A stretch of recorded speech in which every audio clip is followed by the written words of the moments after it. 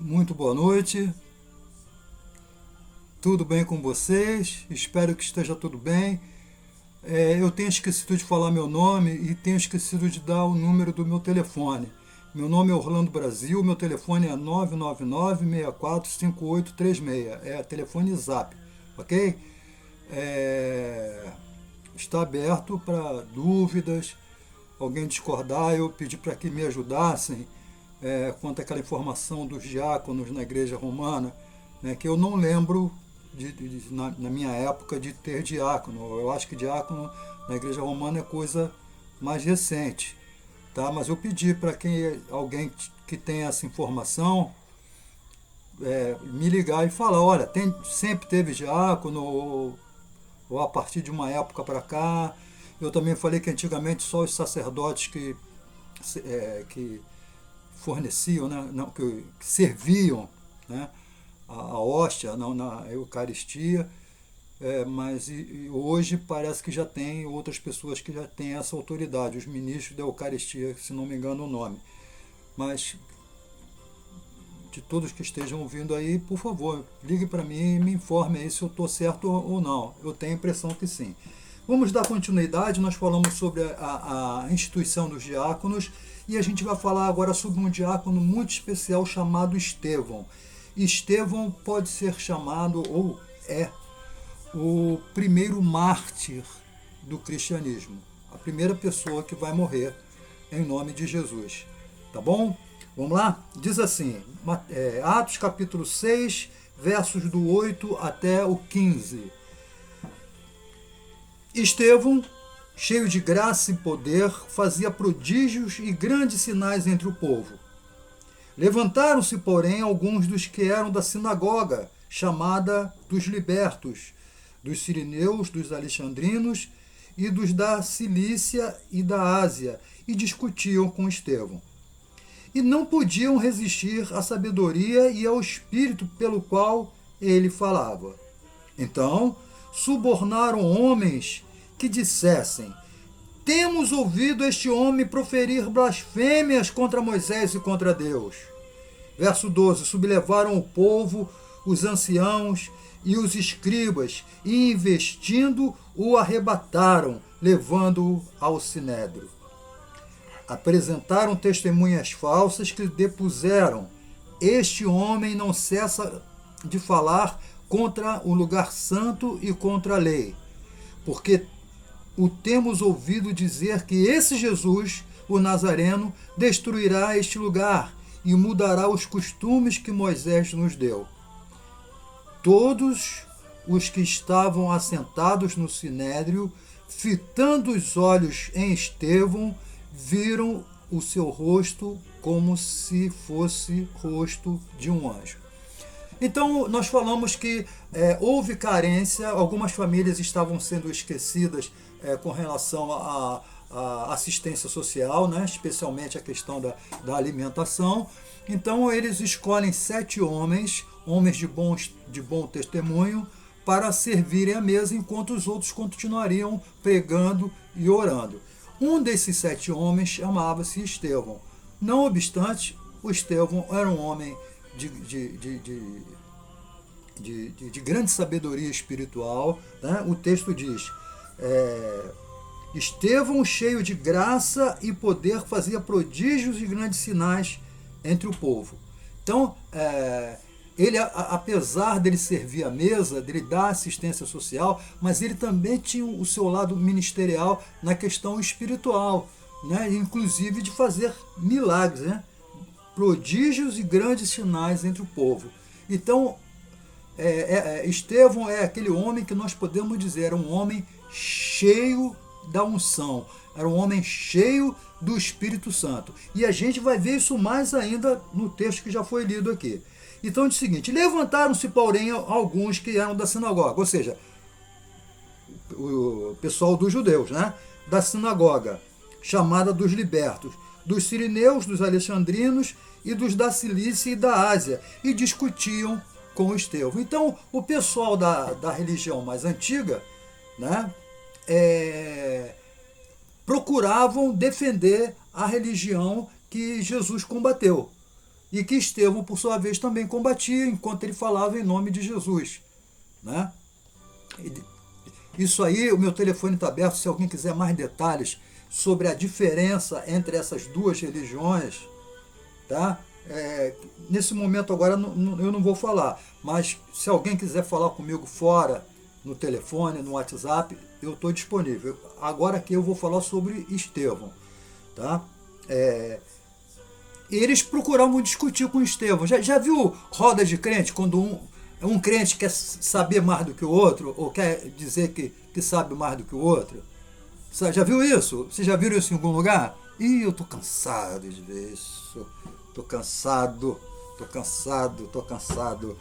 cansado de ver. Deus me mandou fazer, aí dá errado.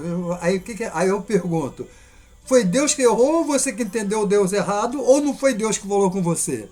Alguém já viu isso? Né? Eu já vi coisas tipo assim, Deus falou que você, esse rapazinho, o irmão Joãozinho, vai casar com você, irmã Mariazinha. Aí eles dois casam, aí dá tudo errado.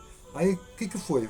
Foi Deus que falou errado? Foi a pessoa que entendeu errado? Ou Deus não falou nada? Vocês já viram isso? Eu já vi. Tá?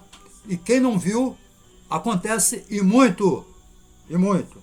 Aconteceu há poucos dias, com relação à minha pessoa, alguém disse que Deus tinha falado alguma coisa e a coisa não andou. Ainda não foi comigo, foi com a pessoa. Eu estava conversando com a minha irmã de sangue agora, eu falei, ou Deus se enganou, ou a pessoa entendeu Deus errado, ou Deus não falou nada. Né? Mas vamos voltar aqui. Não era o caso de Estevão. Estevão falava cheio do Espírito, então ele não falava abobrinha. Então esses homens, eles quiseram combater Estevão, ou seja, discutir, aquela discussão de crente de porta de igreja, sabe como é que é? Um querendo saber mais do que o outro. Né? Mas o texto diz que, o verso 10, olha só, não podiam resistir à sabedoria e ao Espírito pelo qual falava. Ou seja, o Espírito Santo que habitava em Estevão dava sabedoria a ele e ele rebatia as questões levantadas por esses judaizantes e os judaizantes não aguentavam combater verbalmente com Estevão. Né? E não podiam resistir à sabedoria e ao Espírito pelo qual ele falava. O que eles fizeram? Novamente eles agem de forma covarde. Verso 11 diz, então, subornaram homens que dissessem, temos ouvido este homem proferir blasfêmia contra Moisés e contra Deus. O que significa isso? Significa o seguinte, os homens, os judeus, eles davam uma interpretação de Moisés. Jesus veio e deu outra. Aí eu pergunto a vocês, quem é que estava com a razão? Né? Sobre aquele negócio de Deus falou. Deus falou certo para os líderes judaicos e falou errado para Jesus? Ou falou certo para Jesus e falou errado para os líderes judaicos? Ou Deus não falou para os líderes judaicos? É uma coisa para a gente pensar. Mas o que acontece? Estevão, cheio do Espírito, rebatia com sabedoria as questões dos judaizantes. Então o que eles fizeram? Eles subornaram os homens para dizer que ele estava falando contra Moisés e contra Deus. Ou seja, dizendo que se ele estava discordando de Moisés, ele estava discordando de Deus. É isso, mas Jesus nunca discordou de Moisés, muito pelo contrário. Jesus estava discordou das interpretações que os doutores da lei, que os líderes religiosos judaicos faziam da lei. Aí eu sou obrigado a voltar a falar no que eu já falei aqui no Sermão do Monte, naquela coletânea dos capítulos 5, 6 e 7 de Mateus.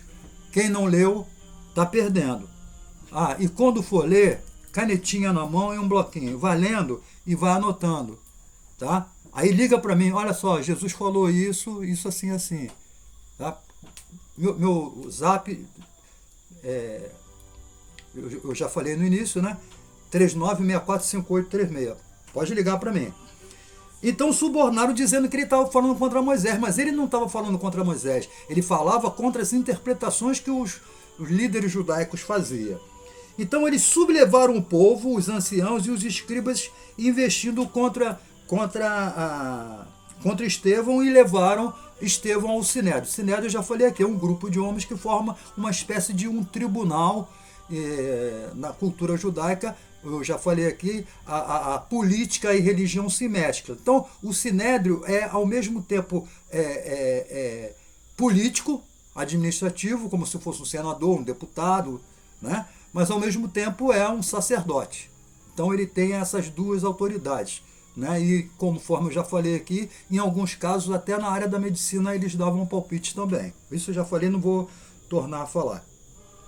Então, pegaram o Estevão e levaram o Estevão diante desse tribunal chamado Sinédrio.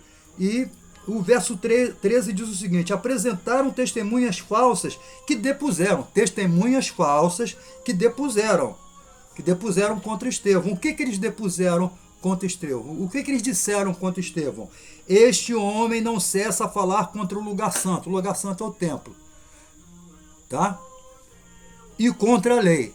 Ele não falava contra a lei. Eu já disse isso. Ele falava contra a interpretação que os doutores da lei davam à lei. Porque o temos ouvido dizer que esse Jesus, o Nazareno, destruirá este lugar e mudará os costumes que Moisés nos deu. Vamos voltar aqui. Jesus disse: derrubai este templo e em 3 dias o reconstruirei. Jesus estava falando do seu próprio corpo. Eles entenderam que Jesus estava falando do templo, edifício. E outra coisa, mudando os costumes de Moisés. Jesus não estava mudando os costumes de Moisés. Jesus estava discordando da interpretação que os doutores da lei davam de Moisés, conforme Mateus 5, 6 e 7, o Sermão do Monte. Tá ok? Verso 15 diz uma coisa fabulosa. Todos os que estavam assentados no Sinédrio, todos daquele tribunal, olhando, né, fitando os olhos em Estevão, viram o seu rosto como se fosse rosto de um anjo. Aqueles homens, pecadores, cheios de malícia, olharam para Estevão e viram em Estevão algo diferente. Lucas descreve aqui algo como se fosse, né? Lembra do como se fosse? Lá do início de Atos, lá do dia de Pentecostes? Como fogo, como vento. O que é como? É que lembra, mas não é. Então, eles viram o rosto de Estevão como se Estevão fosse um anjo. O Estevão não era um anjo. Mas viram algo diferente, algo que eles não conseguiram, ou melhor, Lucas não conseguiu descrever. Então, o que mais próximo chegou na mente de Lucas foi o rosto angelical. Então, o que Lucas descreve que aqueles homens viram foi que o rosto de Estevão era um rosto angelical. Tá? Hoje nós vamos parar. Amanhã nós vamos ler começar a ler o capítulo 7 e vamos ver Estevão falando diante do Sinédrio. Lembra que eu falei que a Bíblia, especialmente o livro de Atos, nos ensina a pregar? Então a gente vai ver agora, a gente já viu várias pregações de Pedro lá atrás, né? Aqui no livro de Atos. Tá? Quem não viu os vídeos, volta um pouquinho no YouTube, volta um pouquinho, que eu estou lendo desde Lucas, né? Entramos em Atos, estamos lendo até aqui agora. Então, quem não viu o início, vê lá e para poder acompanhar melhor aqui a leitura. Então, no capítulo 7, a gente vai ver Estevão falando diante do Sinédrio. A gente vai ver o que seria uma pregação. Tá bom, pessoal? Olha, meu telefone está em aberto, já falei meu nome, já falei meu telefone, Orlando Brasil, 6839645836. Tá bom? Conto com a ligação. E a partir de hoje, já que eu dei o telefone, fica o seguinte: se você quiser dedicar um versículo para alguém, a sua esposa, seu esposo, seu filho, seu namorado, sua namorada, seu pastor, a sua igreja, você pode mandar para mim, que eu leio aqui, ou então você pode mandar um áudio que eu também divulgo. Tá bom? Fica à vontade. Se você quiser, eu quero mandar um versículo lá pro meu patrão. Aí você manda para mim, eu leio aqui, olha, Joãozinho tá mandando pro patrão dele, seu Manuel. Judas se enforcou, vai se enforca também. Tô brincando, não é nada disso não. Se você quiser mandar um versículo para alguém, para sua esposa, para o seu filho, para o seu namorado, namorada, para o seu patrão, para o seu pastor, você manda aqui que eu divulgo aqui, tá? É só mandar lá pelo Zap. Compartilhem, se inscrevam quem não se inscreveu, tá? Qualquer dúvida, qualquer discussão, qualquer questão, por favor, pode ligar para mim, eu estou à disposição. Se quiser me convidar, sempre eu falo isso, pode me convidar para ir na sua casa, tomar uma água, orarmos juntos, conversarmos um pouquinho na varanda, lermos a Bíblia. Quem não viu o vídeo de ontem, a entrevista do pastor Hélio, foi publicado ontem, né? Toda quarta-feira é publicada uma entrevista. Ontem foi o pastor Hélio Mafra, lá da Igreja Presbiteriana do Aeroporto Velho. Ele falou sobre as escrituras e a pós-modernidade. Tá no YouTube, no meu canal, tá?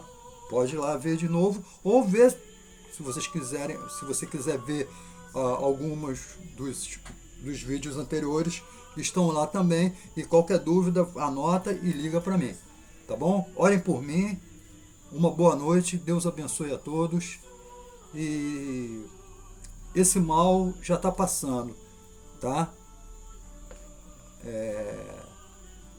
É mais barulho do que outra coisa, vocês podem ter certeza, porque o Senhor está no controle, tá? Nada foge ao controle de Deus, nada, absolutamente nada. Quando eu estou dizendo nada, significa nada. Não tem diabo, não tem vírus, tudo está debaixo do controle de Deus, porque Deus, uma das qualidades de Deus, aliás, a principal qualidade de Deus, diria alguns, é a soberania. Ele tem poder sobre todas as coisas, nada foge ao poder de Deus, creia nisso. O autor do Salmo 23, Davi, escreveu assim: ainda que eu ande pelo vale da sombra da morte, não temerei mal nenhum, porque tu estás comigo. Ainda que eu atravesse uma pandemia, não temerei mal nenhum, porque tu estás comigo. Amém? Uma boa noite, até amanhã, se Deus quiser.